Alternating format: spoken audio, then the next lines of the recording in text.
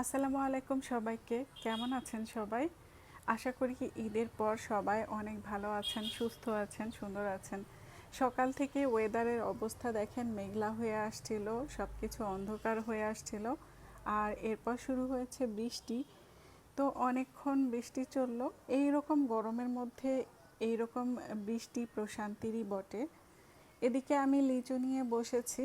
আমি আসলে লিচু সব ঝোপঝাড় সব সহ রাখতে পছন্দ করি না, এটা আমার কাছে বিরক্ত লাগে। সে কারণে আমি লিচুটা এভাবে কেটে রেখে দেই। লিচুর সাথে সামান্য ছোট সাইজের বোটা রেখে দেই এভাবে। এতে ছিলে খেতে কোনো সমস্যা হয় না, সহজেই ছিলে খাওয়া যায়। ডাল সহ লিচু যদি বাইরে রাখা হয় তাহলে কিন্তু তাড়াতাড়ি লিচু নষ্ট হয়ে যায়, কারণ যে প্রচণ্ড গরম পড়েছে।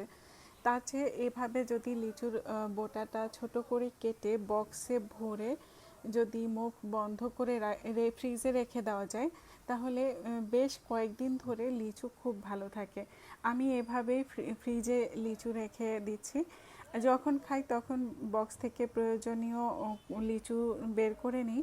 আর বাকি লিচুগুলো আবারও ঢাকনা বন্ধ করে মুখ বন্ধ করে বক্সটা ফ্রিজে রেখে দেই। এভাবে রেখে দিলে লিচু ভালো থাকে। আমি একটু কচকচে কাঁঠাল পছন্দ করি। কাঁঠাল কচকচে হবে কিন্তু মিষ্টি হবে, এরকম কাঁঠাল আমি পছন্দ করি। কাঁঠাল যদি বেশি নরম হয়ে যায় তাহলে আমি খেতে পারি না, আমার খেতে ভালোও লাগে না। কেউ আছে নরম কাঁঠাল পছন্দ করে, আবার কেউ আছে আমার মতো কচকচে কাঁঠাল পছন্দ করে।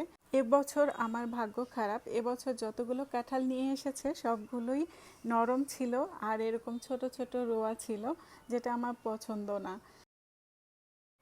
ঈদের দিনে রান্না করা মাংসের শেষের দিকে নরম ঝুরা মাংস কার কার পছন্দ বলেন তো? আমার তো খুবই পছন্দ। আজ সকালে এই বাকি অংশটুকু আমি ভেজেছিলাম খাওয়ার জন্য। এদিকে বৃষ্টি শেষে কীরকম ঝলমলে রোদ উঠে গেছে দেখেছেন? ওয়েদারটা সুন্দর হয়ে গেছে। সকালবেলা একদম মেঘে ঢাকা ছিল, আর বৃষ্টি শেষ হবার পরে দেখেন চারিদিকে একদম রোদে ঝলমল করছে। আমার পুরো বাসা আলোয় ভরে গেছে। মাশাআল্লাহ, আলহামদুলিল্লাহ। আর এদিকে আমার হাজব্যান্ড বলছিল যে মাংস খেতে খেতে এখন মাছ খাওয়া দরকার, মাংস খেতে খেতে আর খেতে ইচ্ছে করছে না। তাই আমি পাবদা মাছ ভুনা করেছিলাম, খেতে অনেক মজা হয়েছিল। পাবদা মাছ ভুনা করে খেতে বেশি ভালো লেগেছে, কারণ একটানা মাংস খাওয়ার পর মাছ পেয়েছি, তাই একটু বেশি টেস্ট লেগেছে। এখানে আপনাদের প্রিয় আফসিনকে দেখতে পাচ্ছেন, কফি খাচ্ছে। আসলে ওকে আমরা কফি দেই না।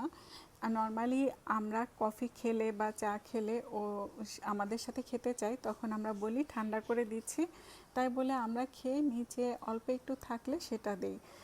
আর সাধারণত অধিকাংশ সময় যেটা করি, আমরা চা কফি খেলে ওকে আমরা স্পেশাল দুধ বানিয়ে দিই, ও দুধ খায় আর আমরা চা কফি খাই।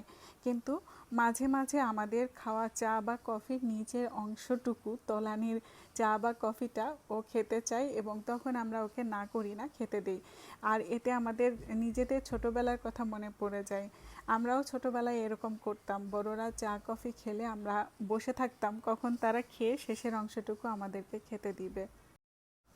আমি নর্মালি ঈদের দিনে ভুঁড়ি জ্বালানোর ঝামেলাটাই যায় না।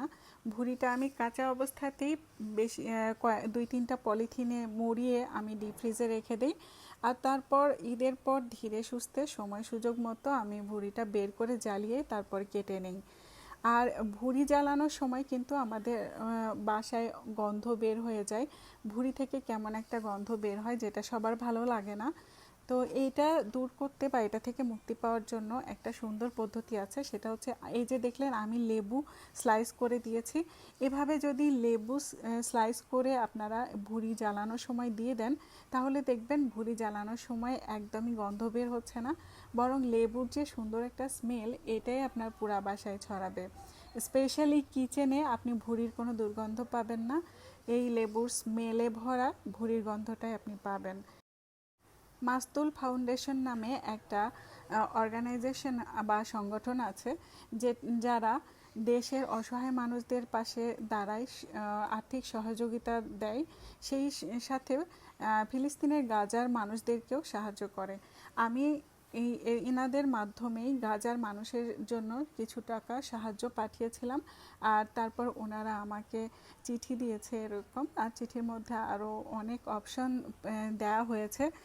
মাস্তুল ফাউন্ডেশন নামে ফেসবুক পেজ আছে, আপনারা চাইলে কোনো কিছু ডিটেলস জানতে চাইলে ইনবক্স করতে পারেন। আমি এনাদের মাধ্যমে গাজাবাসীদের সাহায্য করার জন্য কিছু টাকা, অল্প কিছু টাকা পাঠিয়েছিলাম, ভবিষ্যতেও আরও পাঠাবো ইনশাআল্লাহ। আর আপনারা যদি আরও ডিটেলস জানতে চান তাহলে ওনাদের পেজে ইনবক্স করতে পারবেন। তারপর এখানে আমি একটা কার্ড দেখিয়ে দিচ্ছি, এই কার্ডের নাম্বার আছে, এই নাম্বারগুলোতে সরাসরি কল করেও তুমি ইচ্ছা করে ফেলে দিলে। চলো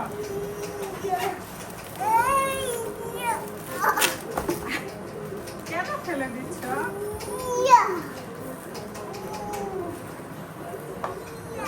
শুধু পড়ে যাচ্ছে, শুধু পড়ে যাচ্ছে।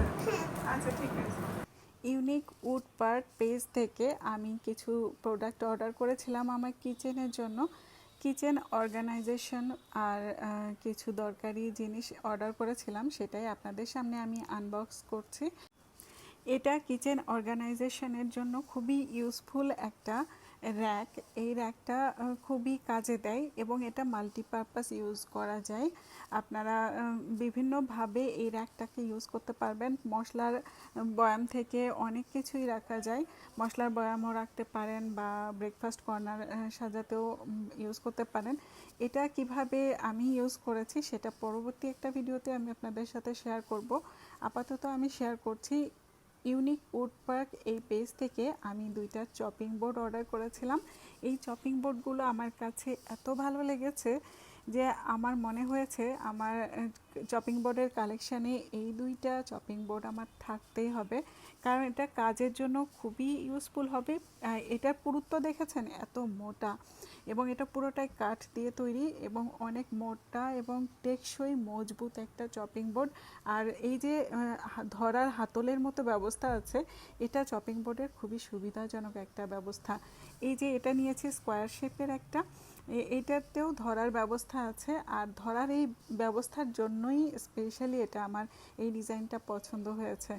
কাঠের চপিং বোর্ডগুলো খুবই স্বাস্থ্যসম্মত, কারণ এটা থেকে কোনো ক্ষতি হয় না।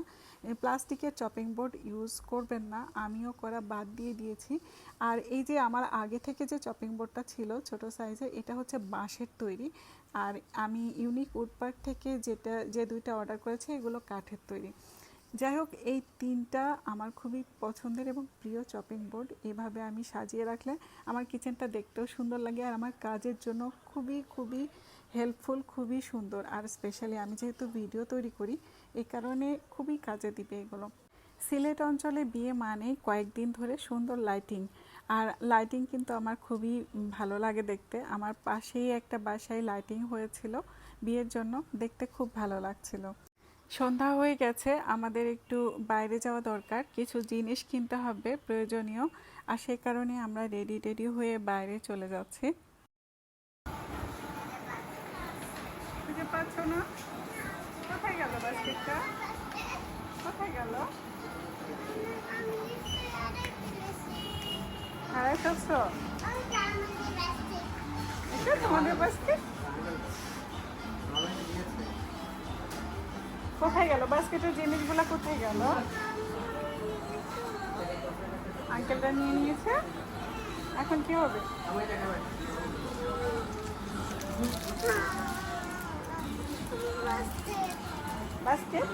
বাস্কেটের জিনিস আছে,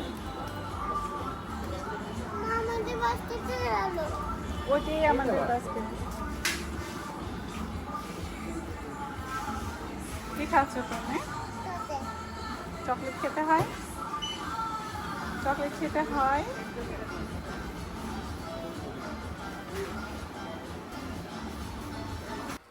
আমি যতই নিষেধ করি না কেন, আমার হাজব্যান্ড কিছুতেই কথা শুনবে না। বাইরে গেলে আফসিন যা যা চাইবে তাই তাই কিনে দিবে, ওর কাছে এসব কোনো রুলসই খাটে না, কিছুই করার নেই। আফসিন ইদানিং বাসাতেই এরকম গর্জিয়াস ড্রেসগুলো পরে সে নিচে নিচে খেলে, নাচু করে, গান গায়। এখন লেট ইট গো এই গানটা গাইছিল, সেই জামাটা পরে ফ্রোজেন মুভিতে এই গানটা আছে। লেট ইট গো। তো ও সুন্দর করে গাইছিল, আমি ভয়েসটা অবশ্য রাখি নাই। যাই হোক, আজকে আমাদের একটা দাওয়াত আছে, আর সে কারণেই আমি রেডি শেডি হয়ে গেছি। আফশিনকে আগে রেডি করে দিয়েছি, আর তারপর আমি রেডি হয়েছি। বাচ্চা থাকলে যা হয়, সবার আগে বাচ্চাকে রেডি করে দিতে হয়, তারপর নিজে রেডি হই। নিজে আগে রেডি হলে বাচ্চার পেছনে দৌড়ে দৌড়ে ছোটাছুটি করে ওকে রেডি করতে গেলে নিজের যতটুকু রেডি হয়েছি সব প্যাচ লেগে যাবে।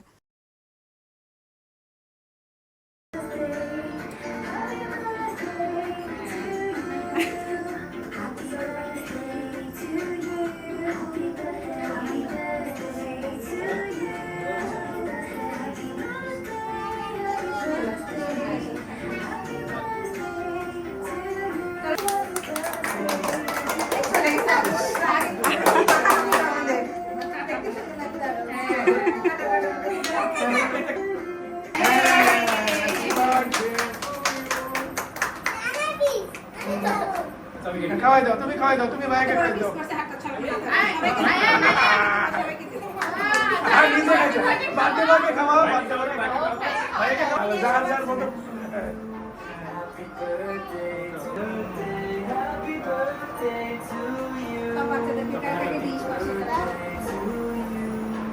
ভাবি আমাকে দাওয়াত করেছিলেন ঈদের দাওয়াত হিসেবে, আর বাসায় ঢুকেই আমি সারপ্রাইজড হয়ে যাই যে এটা আসলে জন্মদিনের প্রোগ্রাম ছিল। অবশ্য ঘরোয়া জন্মদিনের প্রোগ্রাম, সে কারণে ভাবি ইচ্ছা করে আমাকে বলেনি। আমি সারপ্রাইজড হয়েছি। ভাবির ছেলের জন্মদিন ছিল, এটা আমি জানি না। এই বাসায় আমি নতুন শিফট হয়েছি, তাই ভাবির ছেলের জন্ম তারিখ আমার জানাও ছিল না। আর সে কারণে পুরোই অজানা ছিল। ভাবি শুধু বলেছিল আপনারা একটু ভালো রেডি টেডি হয়ে আসেন, পার্টি থিম এইরকম হয়ে আসেন। সে কারণে আমরা মা মেয়ে পার্টি থিমের জন্য একটু বেশি সেজেছিলাম। ভাবি বলেছিল যে গেট আপটা পার্টির মতো যেন হয়, হেসে হেসেই বলেছিল। আর আমিও ভাবলাম যে সবাই যেহেতু সাজুগুজু করে আসবে, তাই আফশিনকেও আমি গর্জিয়াস ড্রেস পরাইছিলাম, পার্টি ড্রেস পরাইছিলাম, আর আমিও একটু সেজেছিলাম। যাই হোক, এসে দেখি যে জন্মদিন, তো ভালোই হলো, সাজুগুজু পার্টি ওর সাথে ম্যাচ করেছে। আর আফশিন তো অনেক বেশি খুশি হয়েছে। অনেক দিন ধরে আফশিন বলছিল মা জন্মদিন করব, কেক কাটবো, এই সেই। আর এখানে এসে সে ভাইয়ার জন্মদিন দেখে পাশ থেকে দেখলো কেক কাটা, এই সেই, তারপর বেলুন নিয়ে খেলছিল। ও অনেক এনজয় করেছে পুরোটা সময়। ও সেই দিন আচমকাই এইরকম বার্থডে সেলিব্রেশনের অংশ হতে পেরে ও যে কি হ্যাপি হয়েছে সেটা আপনারা দেখতেই পাচ্ছেন। খুশিতে ও ঝলমল করছে। আর এটা হচ্ছে ভাবির বাসার কিছু কিছু ক্লিপ আমি নিয়েছি। সরি ভাবি, প্রাইভেসি নষ্ট করতে চাইনি, তারপরও আমি না নিয়ে পারিনি। ভাবি বাসাটা এত সুন্দর করে সাজিয়েছে, আমার খুবই ভালো লাগে ভাবির বাসাটা। অনেক সুন্দর করে গোছানো, ছিমছাম সাজানো একটা বাসা। আসলে সাজানো বাসা দেখতে কার না ভালো লাগে। আমিও চেষ্টা করি সাজাতে, বাট ভাবি অনেক সুন্দর করে সাজিয়েছে। আর এই ছিল খাওয়া দাওয়ার আয়োজন। ঘরোয়া একটা প্রোগ্রাম ছিল। এখানে ভাবি তেহারি রান্না করেছিল, বিফ তেহারি, আর সাথে চিকেন রোস্ট ছিল, ডিম ভুনা, তারপর বিফ ভুনা ছিল আলাদা করে। তার আরও কী কী ছিল, ও ছোলার ডাল দিয়ে কলিজা ছিল, এত মজা ছিল। আসলে ভাবি সবগুলো রান্নায় অনেক মজা হয়েছে। প্রত্যেকটা রান্না আমি তৃপ্তি নিয়ে খেয়েছি, আলহামদুলিল্লাহ। আজকের ব্লগটা যদি আপনাদের ভালো লাগে, লাইক করবেন, শেয়ার করবেন এবং সাবস্ক্রাইব করে রাখবেন। ব্লগটা কেমন হয়েছে কমেন্ট করে জানাবেন। আপনাদের কমেন্ট করতে আমার ভালো লাগে। সবাই অনেক ভালো থাকবেন। আল্লাহ হাফেজ।